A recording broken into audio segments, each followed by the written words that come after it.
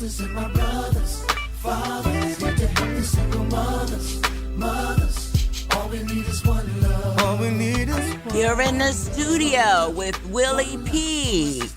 We are WBCALP 102.9 FM, Boston Community Radio. And you're listening to New Edition, One Love, because that's what we have in the village. There it is. N.E. One world, one love. Hello, Boston. We have a licensed mental health counselor on my show today. And we're going to talk about mental health and how to understand the signs of mental health and give people some tips on that. So I want to introduce my guest. I have a special guest. She agreed to come on my show, and her name is Faith Escudero. I said it wrong. Help me out. That's okay, Willie. It's Escudero. Escudero. Faith Escudero. Escudero. So thank you for coming on and sharing some information with the listening audience here. And I think this is such a great topic to have on the radio. So first, we want to know a little bit about you. So share some information about you and how you got into this counseling business. Hi, Willie. Hi, Boston.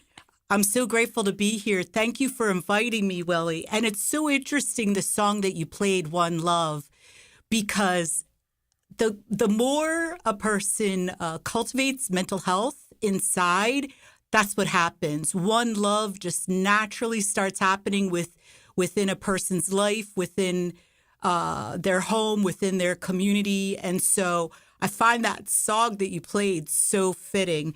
A little bit about myself. I am a licensed mental health counselor, as you had already said. I'm in private practice. I'm here to help educate on leading edge mental health facts that have been uncovered. I also have, I've earned licenses in school psychology, special education, and elementary education. So talk about, how did you find yourself involved in this kind of business? What drove you to becoming a mental health counselor? I love being of service to people, and I love understanding people and assisting them to understand themselves at greater levels in areas that are really important in their life. Mental health is basically the foundation of a human being's life, and that's something that's really important to understand at greater levels. But you as a young person really wanted to really help people as you started out your career?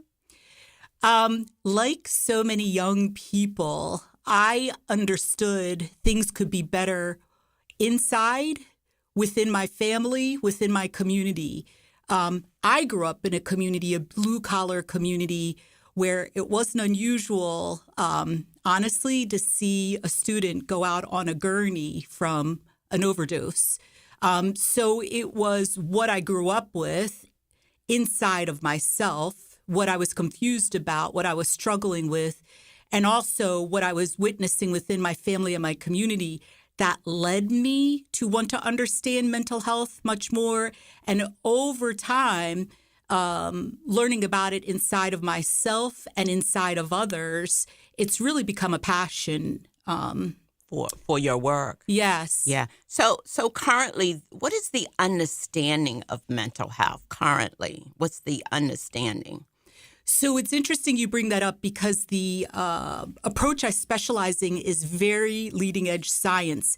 It's all based on facts, which a lot of psychology has been based on theory. It's actually a very young science, and so we're still really finding our way with this science.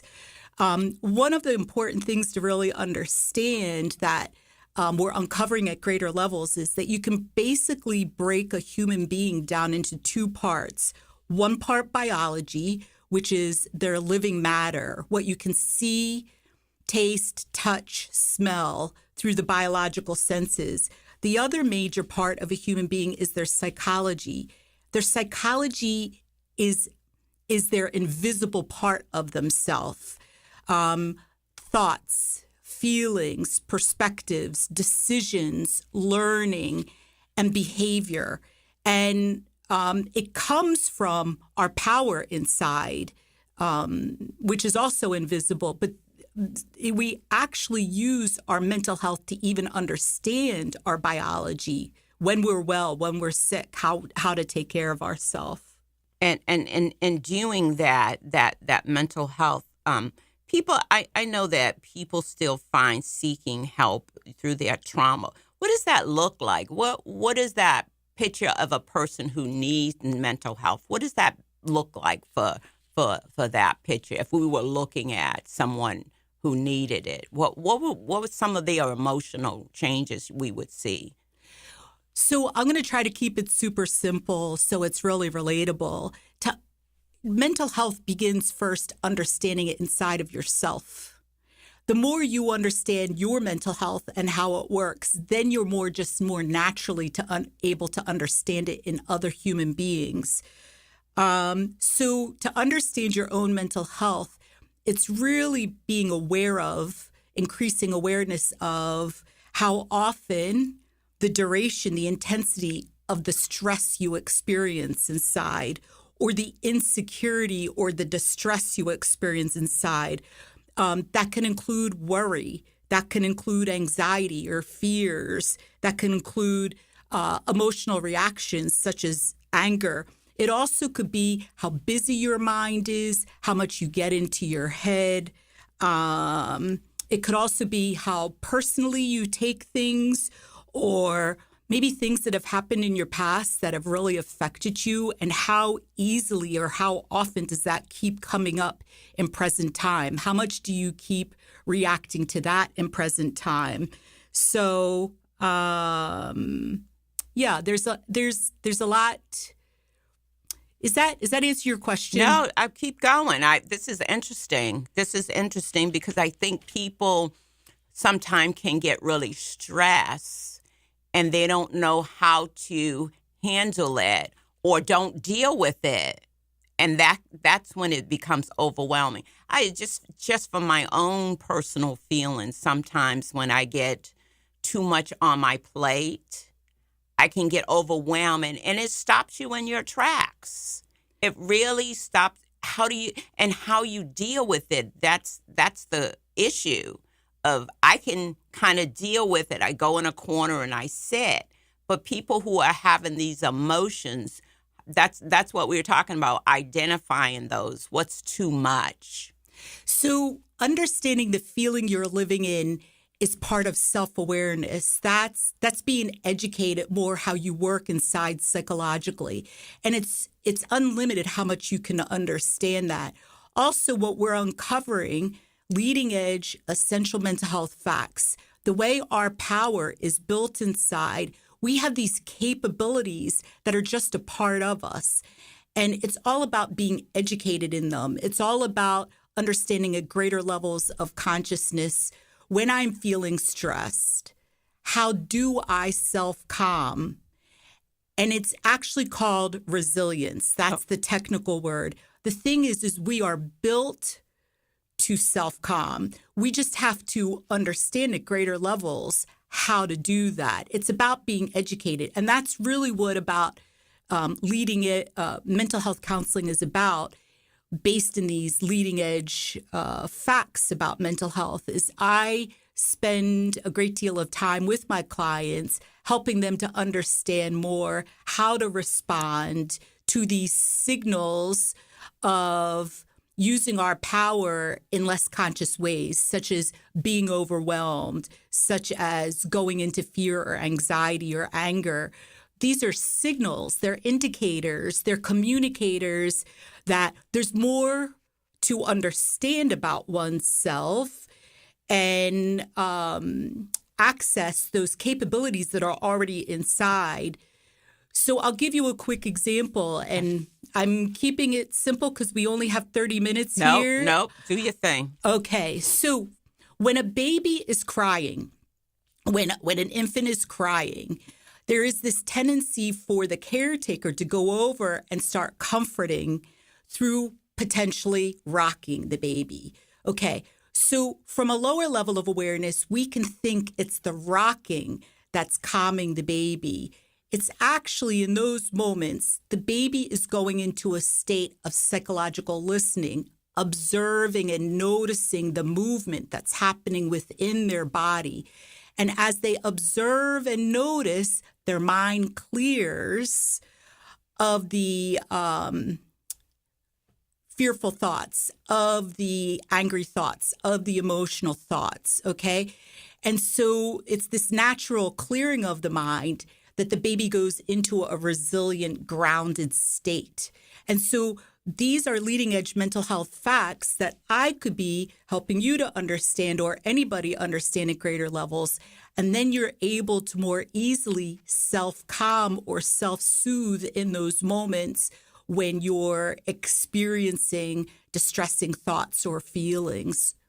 It's when I'm thinking about triggers, because there are some triggers that happen when you, because it happens usually around trauma. And people have these traumas in their life, and I'm thinking about things that they trigger. So are you helping them to identify those as part of the treatment or your counseling? How does that work? So more my language is we can go into these conditioned habitual responses that we develop with our power inside mind. And what it is it's because we haven't been educated how to use our mind the way nature developed. And so what I do is I spend time understanding how a person responds. These are conditioned habits with how they've come to use their mind. And then I assist them to have more awareness about it. And then I assist them to have greater levels of awareness about the steps to self-calm and self-soothe in those moments to go into a resilient state. Well, and you're talking about the latest things that have been uncovered about mental health. That's what we are talking about. You're in the Village with Willie P. You are listening to WBC ALP 102.9 FM Community Radio. The preceding commentary does not reflect the views of the staff and management of WBCA or the Boston Neighborhood Network. If you would like to express another opinion, you can address your comments to the Boston Neighborhood Network at 3025 Washington Street, Boston, Mass. 02119. Attention WBCA LP 102.9 FM. If you would like to arrange a time for your own commentary, call WBCA at 617-708-3241 or email us at radio@bnntv.org. You're in the Village with Willie P. and I'm talking to Faith Escudero, and she's in the studio with me, and we're talking about mental health. She's a mental health counselor. She's a licensed mental health counselor. And we are talking about, identifying some of the signs of mental health and how you can identify them and maybe help someone else get help when they're having to deal with trauma. Because I think a lot of this, and Faith, you can tell me if I'm wrong, a lot of this is brought on by trauma or for some type of trauma that's happening in their life.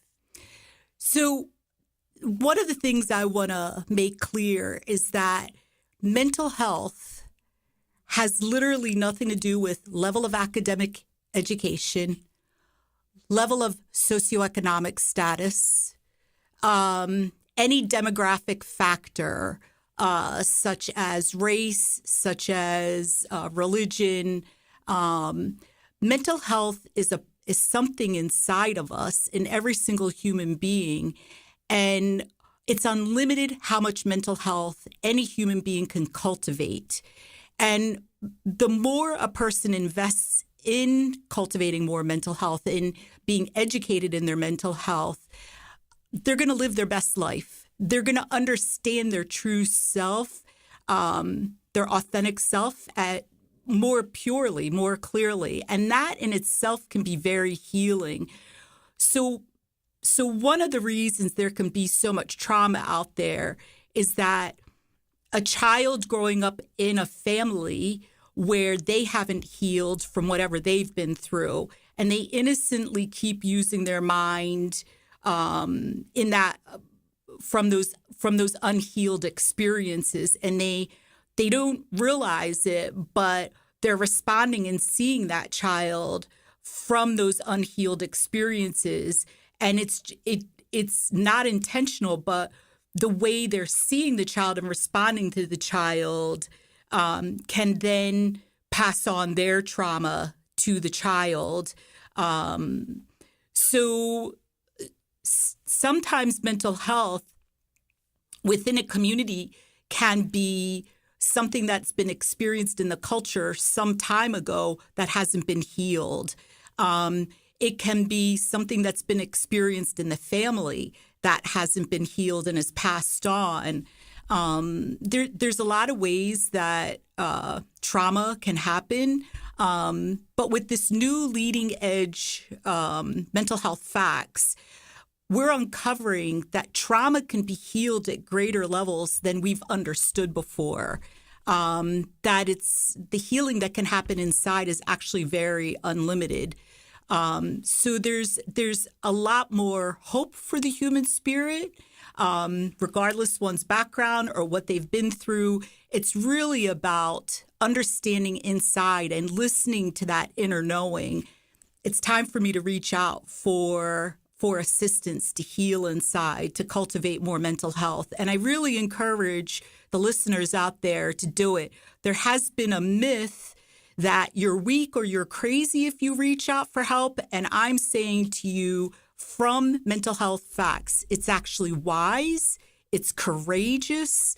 When my clients come to me, I know they're listening to something inside of themselves that is so important, and they're wise and they're courageous when they're doing it. So, I encourage the listeners. One way you can learn more about this is yourgreatestassets.substack.com. And what I'm talking to you about is very leading edge science. The name we've been calling it is 3 Principles Psychology.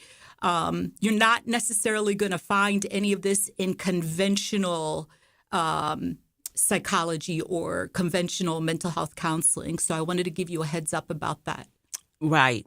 How do a family member encourage other people? And what would be I probably want to know, what's one technique that you use when people come to you? What's just one of those techniques that you would do for first-time people that come to you? One of the things we all need to get better at is listening. A lot has been uncovered about listening and the power of listening. When we just observe and notice through any one of our senses, when we're really interested in what another human being is saying, and we ask questions until it clicks in our head what they're saying and we experience clarity, that is real. That's when we're really connecting and understanding with another human being. So this is one of the important things that I do, is I really spend a lot of time listening, asking questions until I experience clicks on my head, clarity, what is actually going on with that client. And I'm really focusing on understanding the source of the emotional reactions, the source of the psychological pain inside. And the focus of my approach is really about healing the source of it rather than the symptoms. And the symptoms can be the anxiety. The symptoms can be the depression. The symptoms can be the anger. But it's understanding where that's coming from, the origin of that. That's where it moves mental health counseling into a whole nother realm of healing. I'm listening to it and I'm thinking to myself, and I'm like, I remember going to, when I had a trauma with my health, that the doctor said, I'm not going to give you any medicine. I want you to learn how to deal with every time that emotion clicks in.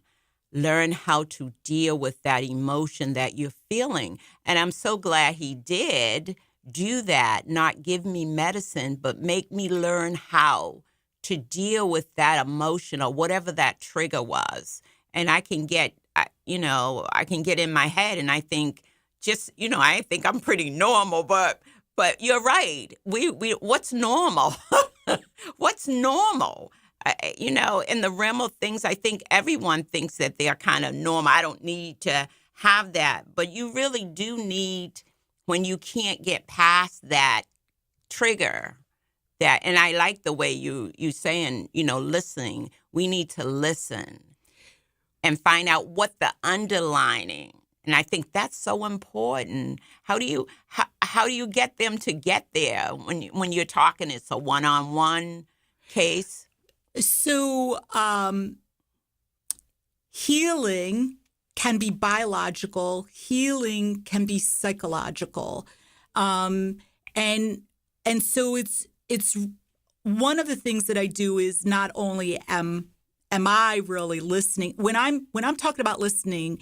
I'm talking about listening to understand, really being interested in authentically interested in what the other person is saying, and ask questions until it clicks, until we experience clarity inside.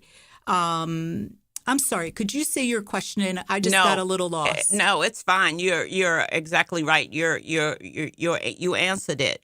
I just want to. We got a couple more minutes. And I just want you to give more information where we can find more information. Can you give that one more time? Sure. It's yourgreatestassets.substack.com. And you're located in the Boston area? Yes. You're located in the Boston area. Yes, I am located in the Boston area. And I think this is wonderful. I think this is a great opportunity for people to listen to a licensed mental health counselor. And just hearing from you and hearing this episode will help them think that, I'm not, there's nothing wrong with reaching out for help. Here's the last thing I'd like to say. We're all at a place in our life. Whoever we are, we're all at a place in our life to appreciate that place we're in, to honor that place we're in, and to spend time understanding it more. This is the human condition. So to not judge it, to not be hard on oneself, but to really appreciate this is where I'm at right now, and to really spend time understanding it, and then listening to that inner knowing. What are best next steps for the place I'm at?